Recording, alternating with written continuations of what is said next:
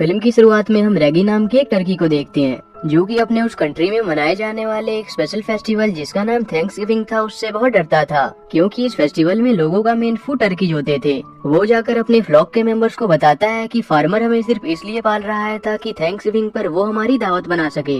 पर कोई भी उसकी बात को सीरियसली नहीं लेता, क्योंकि वो फार्मर को अपना दोस्त समझते थे और उन्हें लगता था कि फार्मर हर रोज उनमें से किसी एक को टर्की पैराडाइज ले जाता है। रेगी को हमेशा से ही वहाँ कोई भी सीरियसली नहीं लेता था और सभी उससे अलग रहना पसंद करते थे। पर एक दिन जब एक टर्की भागते हुए आकर उन्हें बताता है कि रेगी फार्मर के बारे में सही कह रहा था, तब सभी को यकीन हो जाता है और वो समझ जाते हैं कि वो सभी एक एक करके दावत बनने वाले हैं। ये सुनकर रेगी उन्हें मोटिवेट करता है कि जैसे ही फार्मर हम में से किसी एक को लेने आएगा तभी हम सब एक साथ मिलकर यहाँ से भाग जाएंगे। पर उल्टा वो अपनी सुरक्षा के लिए रेगी को ही वहाँ से बाहर फेंक देते हैं और तभी वहाँ एक छोटी लड़की आकर रेगी को उठा ले जाती है। यहाँ रेगी को पता चलता है कि वो लड़की असल में प्रेसिडेंट की डॉटर थी जो कि एक टर्की को पेट बनाना चाहती थी और उसकी जिद को देखते हुए प्रेसिडेंट को उसकी बात माननी पड़ती है। वो रेगी को अपने साथ लेकर हेलीकॉप्टर से होते हुए अपने घर ले आती है। घर पहुंचकर वो टीवी देखते समय थक कर सो जाती है। तभी रेगी को टीवी में पिज्जा का ऐड नजर आता है और वो उस पर दिखाए नंबर को डायल कर देता है और प्रेसिडेंट के घर का पेट होने के कारण उसे आसानी से पिज्जा मिल भी जाता है। वहाँ उसे हर वो कंफर्ट मिलता है जो उसने इससे पहले कभी महसूस नहीं किया था और इस कारण से उसे वहाँ रहना अच्छा लगने लगता है। और एक रात जब वो शांति से टीवी देख रहा होता है तभी एक अनजान टर्की उसे उस घर से पकड़ कर ले आता है। रेगी उसे देखते ही चिल्लाने लगता है। तब वो टर्की उसे बताता है कि मेरा नाम जेक है और मैं टर्की फ्रीडम फ्रंट की तरफ से हूँ, जो कि एक ऐसा एसोसिएशन है जो टर्की की रक्षा करने का काम करता है और तुम्हें एक टॉप सीक्रेट मिशन के लिए चुना गया है। पर रेगी को उसकी बात समझ नहीं आती। जेक को रेगी का नाम पहले से ही पता होता है और पूछने पर वो उसे बताता है कि टर्कीज के मसीहा द ग्रेट टर्की ने मुझे तुम्हें ढूंढने को कहा था और उन्होंने ही मुझे एक मिशन दिया है। और इतना कहकर वो रेगी को अपने साथ लेकर छुपते हुए सीक्रेट मिलिट्री बेस घुस जाता है। वहाँ वो रेगी को बताता है कि हम यहाँ टाइम मशीन चुराने आए हैं, जिसकी मदद से हम सैकड़ों साल पहले उस समय में जाएंगे जब सबसे पहला थैंक्सगिविंग मनाया जाने वाला होगा और थैंक्सगिविंग के मेन्यू से टर्कीज को ही हटा देंगे। इससे हम अपने साथ दुनिया के सभी टर्कीज की लाइफ भी बचा सकेंगे। और इसके बाद वो रेगी के साथ बेस पहुंचकर वहां मौजूद मैप से टाइम मशीन का एक्चुअल लोकेशन पता कर लेता है। वहीं प्रेसिडेंट भी उस सीक्रेट बेस में यहाँ पहुँचते हैं, क्योंकि उस दिन उस टाइम मशीन का फर्स्ट ट्रायल होता है। पर उस टाइम मशीन में बैठा इंसान बहुत घबरा रहा होता है, क्योंकि पहली बार ट्रायल के कारण किसी को भी कोई आइडिया नहीं होता कि वो मशीन कैसा काम करेगा। दूसरी ओर जेक और रेगी जिस दौरान टाइम मशीन की ओर बढ़ रहे होते हैं तभी उस बेस के कुछ मेंबर्स उन्हें देख लेते हैं और उनके पीछे पड़ जाते हैं। पर वो उनसे बचते हुए भागकर उसी चैम्बर में पहुंच जाते हैं जहां टाइम मशीन होता है। उस वक्त तक टाइम मशीन को एक्टिवेट कर दिया गया होता है। उसी समय कैप्टन की नजर जेक और रेगी पर पड़ती है और वो ट्रायल पर्सन को टाइम मशीन से बाहर निकलने को कहता है।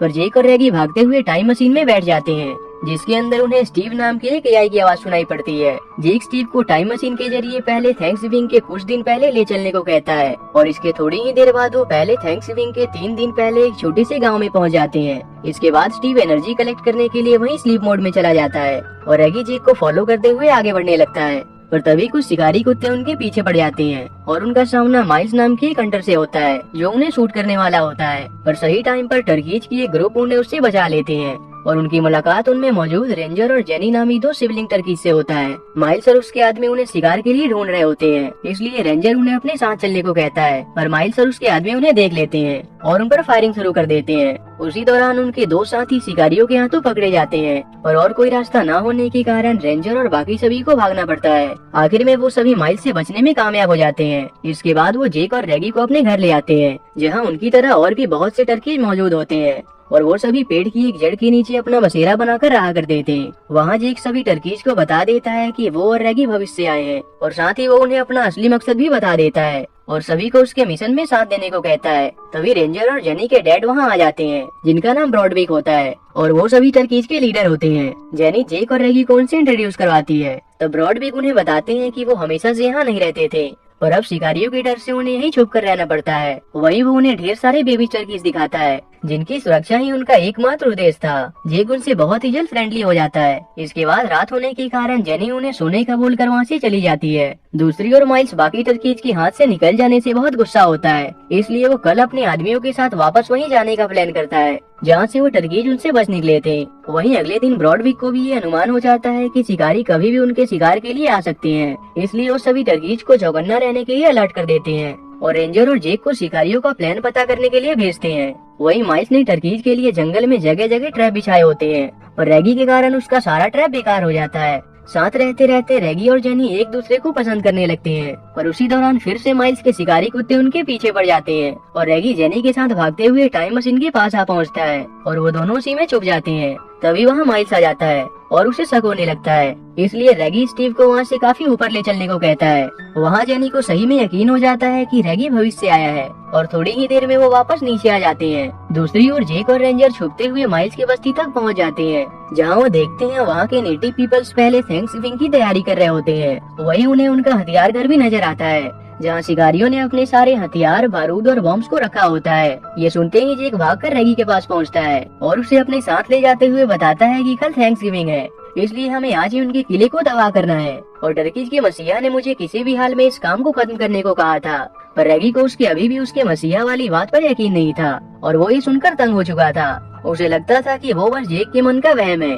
तब जेक उसे बताता है कि मेरा जन्म एक ऐसे फार्म में हुआ था जहाँ टर्कीज को केमिकल के यूज से मोटा किया जाता था, पर मेरी माँ ने मुझे उस केमिकल से बचाए रखा था। उन्होंने ही मेरे बेहतर भविष्य के लिए मुझे वहाँ से भाग जाने के लिए मोटिवेट किया था, जिसके बाद मैं मौका पाकर अकेले ही उस फार्म से बचकर भाग गया। और तभी रास्ते में मेरे सामने टर्कीज के वही मसीहा अपीयर हुए और उन्होंने मुझे ये सेक्रेड नॉब देते हुए मेरे जीवन का असली मकसद बताया और कभी भी हार ना मानने की सलाह दी। इसके बाद वो रेगी को कहता है कि हमें बस उनके हथियार घर को उड़ाना है और इस तरह से हम थैंक्सगिविंग रोक सकेंगे, क्योंकि बिना हथियार के वो टर्कीज का शिकार नहीं कर पाएंगे। रेगी भी उसकी बात से सहमत हो जाता है और वो दोनों अपनी चालाकी से उनके अड्डे में घुस आते हैं, जहाँ माइल्स सो रहा होता है। वही वो उन दोनों पकड़े हुए टर्कीज को भी देखते हैं और जिस दौरान रेगी विस्फोट की तैयारी कर रहा होता है, उसी दौरान जेक सभी टर्कीज को अपनी जीत की निशानी दिखाने के लिए चुपके से माइल्स के उसी ट्रेल को ले लेता है जिसमें वो अपने बूम पाउडर को रखा करता था। इसके बाद वो दोनों टर्कीज को वहाँ से निकालकर उस हथियार घर को ब्लास्ट कर देते हैं और एक्साइटेड होकर सभी टर्कीज को ये बताने निकल जाते हैं। पर वो इस बात से अनजान होते हैं कि उनके साथ ही माइल्स के उस ट्रेल से पूरे रास्ते में बूम पाउडर गिरना शुरू हो चुका था। वहाँ पहुंचकर जेक अपनी जीत का सबूत दिखाते हुए उन्हें अपने कारनामों के बारे में बता देता है। ये जानकर सभी टर्कीज उन्हें खूब सम्मान देते हैं। दूसरी ओर माइल्स वहाँ गिरे पंख को देखकर ये समझ जाता है कि ये उन टर्कीज का ही काम है। तभी उसे वहाँ गिरा हुआ बूम पाउडर नजर आता है और वो उनका रास्ता जानने के लिए बूम पाउडर में आग लगा देता है और देखते ही देखते वो फ्लेयर टर्कीज के ठिकाने तक पहुंच जाता है। ये देखकर सभी जेक की बेवकूफी पर गुस्सा करने लगते हैं। उतने में वहाँ माइल्स हमला करने आ जाता है और सभी टर्कीज वहाँ से निकलने के लिए भागने लगते हैं, पर उनमें से कुछ को बस्ती के लोग पकड़ लेते हैं। ये देखकर वो दूसरे रास्ते की ओर भागने लगते हैं और शिकारी कुत्ते उनका पीछा करने लगते हैं। उसी दौरान माइल्स उन्हें अंदर ही भूनने के लिए उनके घर में आग लगा देता है। वहाँ से भागते समय जेनी को उन बेबी टर्कीज के बारे में याद आता है, इसलिए वो और रेगी अपनी जान की परवाह किए बिना उन्हें लेने के लिए जाने लगते हैं। तभी उनके सामने जेक आता है, जो अपने साथ उन बेबी टर्कीज को सुरक्षित ले आया होता है। उसके बाद वो सभी अपनी जान बचाकर वहाँ से बाहर निकल जाते हैं, पर उनकी जान बचाने के लिए ब्रॉडवी को अपनी जान गंवानी पड़ती है। इसके बाद बस्ती के लोग उनके ना मिलने से बाकी के टर्कीज को अपने साथ लेकर वापस लौट जाते हैं। सभी टर्कीज ब्रॉडवी के डेथ से बहुत दुखी होते हैं और उन्हें अपने तरीके से ट्रिब्यूट देते हैं। पर इसके बाद रेगी खुद को इस सब का जिम्मेदार मानकर वहाँ से वापस लौटने का तय करता है।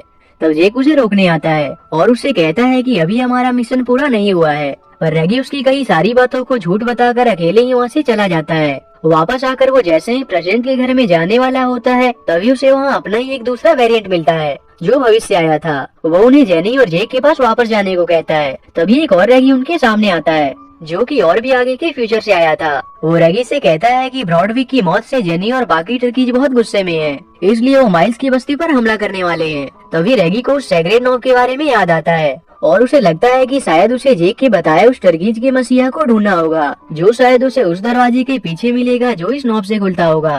तभी स्टीव उसे बताता है कि असल में वो ही टर्कीज का मसीहा है। तब रेगी को जेक की बात समझ आ जाती है और वो टाइम मशीन से उसी समय में पहुंचता है जहां उसे यंग जेक मिलता है। और यहाँ से ये क्लियर हो जाता है कि जिस टर्कीज की मसीहा की बात जेक शुरू से कर रहा होता है, वो असल में रेगी ही था। वो जेक को वही सारी बातें बताता है और सभी टर्कीज की पूरी प्रजाति को बचाने का मिशन देता है और वो ही उसे प्रेसिडेंट के घर से रेगी को अपने साथ लेकर टाइम मशीन को चुराने का भी सुझाव देता है, जिसके जरिए वो टाइम में पीछे जाकर सारी चीजें ठीक कर सकते थे। और उसे सेक्रेड नोट देकर वहाँ से चला जाता है और यंग जेक भी रेगी को असली का मसीहा मानकर उसकी सारी बातें मान जाता है। दूसरी ओर जेक रेंजर, जेनी और बाकी सभी के साथ मिलकर माइल्स के बस्ती की ओर उन पर हमला करने जाता है, पर उनके करीब पहुंचने से पहले ही माइल्स अपने आदमियों को उनकी तरफ तोप से हमला करने का ऑर्डर देता है। पर तभी अचानक उनके द्वारा फायर किए गए सभी एक्सप्लोसिव रुक जाते हैं और आसमान में अपने आप एक पोर्टल ओपन हो जाता है और सारे तोप्स पोर्टल की ओर खींचने लगते हैं और माइल्स भी उन्हें रोकने में खुद भी उस पोर्टल के अंदर ही चला जाता है और तभी उसमें से रेगी टाइम मशीन के साथ उनके सामने अपीयर होता है। जेक उसे देखकर ये समझ जाता है कि रेगी ही टर्कीज का मसीहा था। वो अपने साथ पिज्जा लाया होता है और सभी को वो पिज्जा ऑफर करता है, जिसे टेस्ट करते ही उन्हें वो बहुत अच्छा लगता है और सभी उसे बड़ी खुशी से एंजॉय करते हैं। इसके बाद वहाँ के सभी निवासी भी टर्कीज को अपना लेते हैं और इसके बाद वो तय करते हैं कि अब से वो थैंक्सगिविंग पर टर्कीज को अपने मेन्यू से हटा देंगे और उसके बदले वो पिज्जा को उससे रिप्लेस कर देते हैं।